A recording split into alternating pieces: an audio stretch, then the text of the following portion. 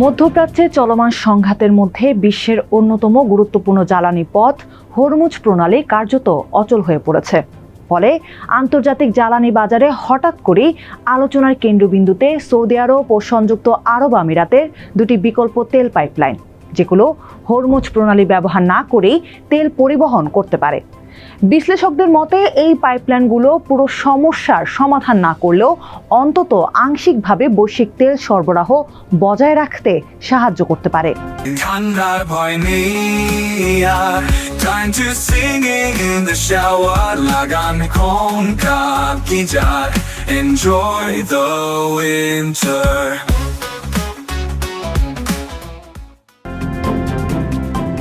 প্রথম পাইপলাইনটি সৌদি আরবের পূর্ব পশ্চিম pipeline network, যাকে সাধারণত পেট্রোলিন বলা হয়। প্রায় 750 মাইল দীর্ঘ এই পাইপলাইন সৌদি আরবের পূর্বাঞ্চলে তেল সমৃদ্ধ অঞ্চলকে পশ্চিমের লোহিত সাগর উপকূলের সঙ্গে যুক্ত করেছে। এটি পূর্বাঞ্চলে আপকাইক তেল স্থাপনাকে লোহিত সাগরের বন্দর শহর ইয়াবনুর সঙ্গে যুক্ত করে। ফলে তেল ট্যাঙ্কারগুলোকে আর হরমুজ প্রণালী দিয়ে যেতে হয় না। সাম্প্রতিক সম্প্রসারণের পর এই পাইপলাইনের দৈনিক পরিবহন সক্ষমতা প্রায় 70 লাখ ব্যারেল। সৌদি আরবের রাষ্ট্রায়ত্ত তেল কোম্পানি সৌদি আরামকো জানিয়েছে, তারা খুব শীঘ্রই এই নেটওয়ার্ক পুরো সক্ষমতায় ব্যবহার করার পরিকল্পনা করছে। অন্য পাইপলাইনটি সংযুক্ত আরব আমিরাতের আবুধাবি অপরিশোধিত তেল পাইপলাইন, যা হাফসান ফুজাইরা পাইপলাইন নামেও পরিচিত। প্রায় 248 মাইল দীর্ঘ এই পাইপলাইন আবুধাবির হাফসান তেল স্থাপনা থেকে শুরু হয়ে ফুজাইরা বন্দরে গিয়ে শেষ হয়েছে। প্রতিদিন প্রায় 15 লাখ ব্যারেল তেল পরিবহন করতে পারে এই পাইপলাইন। এটি পরিচালনা করে আমিরাতের রাষ্ট্রায়ত্ত তেল company Abu Dhabi national oil company. এই পাইপলাইনের বড় সুবিধা হলো এটি হরমুজ প্রণালীকে পুরোপুরি এড়িয়ে তেল রপ্তানির সুযোগ দেয়।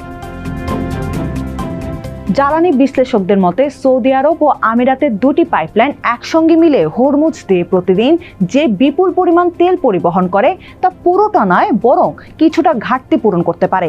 ইতোমধ্যে দেশ দুটি পাইপলাইনগুলোর ব্যবহার বাড়াচ্ছে। আমিরাতের পাইপলাইনটি এখন প্রায় 71% সক্ষমতায় চলছে। ফলে সেখানে প্রতিদিন আরও প্রায় 4,40,000 ব্যারেল তেল পরিবহনের সুযোগ রয়েছে। প্রয়োজনে আবুধাবি ন্যাশনাল অয়েল কোম্পানি সাময়িকভাবে এর সক্ষমতা বাড়িয়ে প্রতিদিন 18 লাখ ব্যারেল পর্যন্ত নিতে পারে। তবে চলমান সংঘাতের কারণে জ্বালানি অবকাঠামোর উপর হামলার ঝুঁকি থাকায় বাস্তবে এই সক্ষমতা পুরোপুরি ব্যবহার করা কঠিন হতে পারে বলে মনে করছেন তেল বিশেষজ্ঞরা। মধ্যপ্রাচ্যের সংঘাতের প্রভাব ইতোমধ্যেই আমিরাতের জ্বালানি খাতেও পড়েছে। আবুধাবির বড় তেল শোধনাগার রুয়াইস রিফাইনারির একটি স্থাপনায় আগুন লাগার পর এটি সাময়িকভাবে বন্ধ করা হয়েছে। এই শোধনাগার প্রতিদিন প্রায় 9,22,000 ব্যারেল তেল প্রক্রিয়াজাত করতে পারে। জ্বালানি গবেষণা প্রতিষ্ঠান রিসার্চ এনার্জির জ্যেষ্ঠ সহ-সভাপতি পঙ্কজ শ্রীবাস্তব বলেন, উপসাগরীয় অঞ্চলে তেল সরবরাহ ধীরে ধীরে বাধার মুখে পড়ছে। সমুদ্র পথে রপ্তানি ব্যাহত হলে শোধনাগারগুলোকে উৎপাদন কমিয়ে শুধু দেশের চাহিদা মেটাতে হতে পারে, কারণ রুয়াইস কমপ্লেক্সে তৈরি জ্বালানির বড় অংশ এখনো হরমুজ প্রণালী দিয়ে রপ্তানি করা হয়। তাই এই পথে সমস্যা হলে রপ্তানি কমাতে বা অতিরিক্ত তেল মজুদে বাধ্য হতে পারে আমিরাত। মধ্যপ্রাচ্যের এই উত্তেজনার প্রভাব পড়েছে বিশ্ববাজারেও। গত ফেব্রুয়ারি মাসে ইরান যুদ্ধ শুরু হওয়ার পর থেকে তেলের বাজার বেশ অস্থির হয়ে উঠেছে।